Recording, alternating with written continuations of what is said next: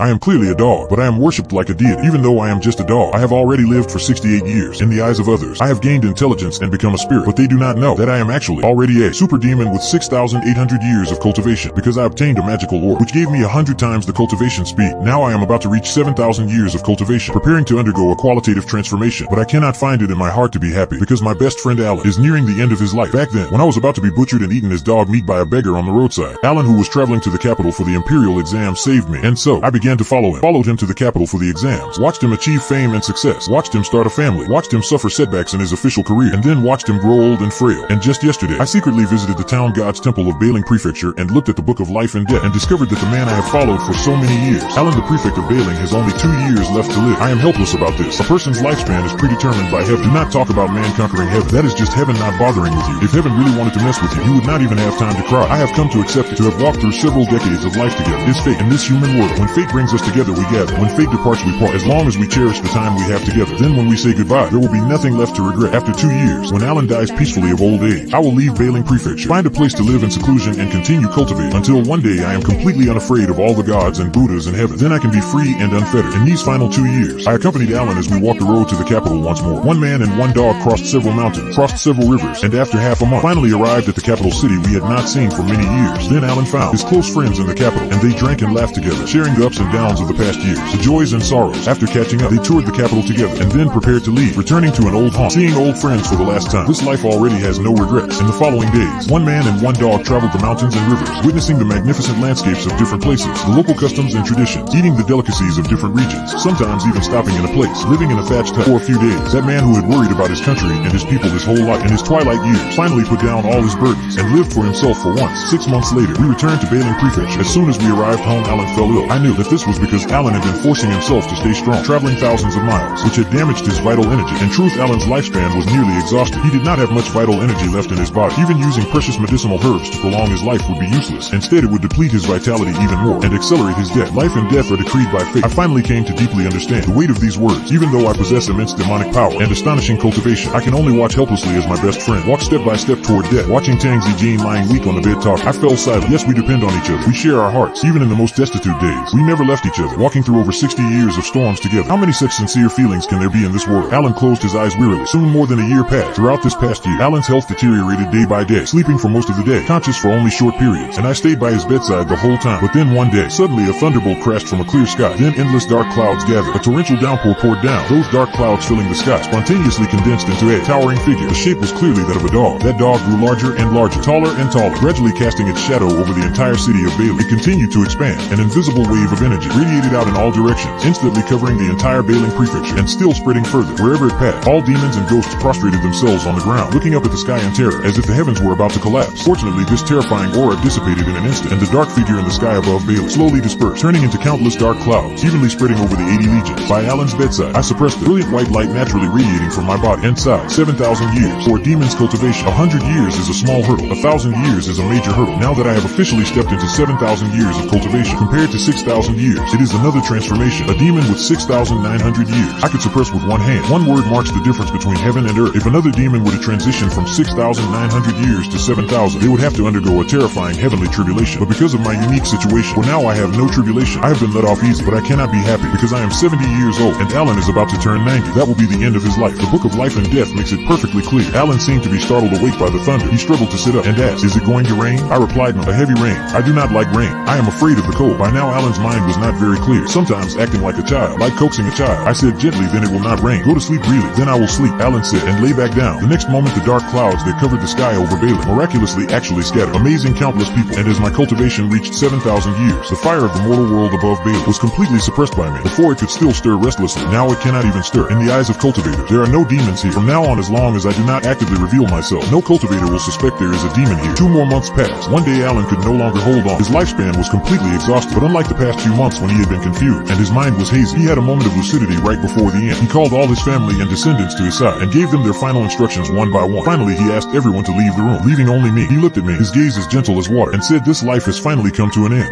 I was poor as a child. I studied hard as a youth. I passed the imperial exams with honors as a young man, full of ambition. I had a successful official career in middle age, wielding power with confidence. In my later years, I was demoted to Bailing, but I still enjoyed a happy family life. In theory, I have no regrets about this life. Each generation has its own fortunes, and I am not worried about them. but I cannot let go of you, my good brother.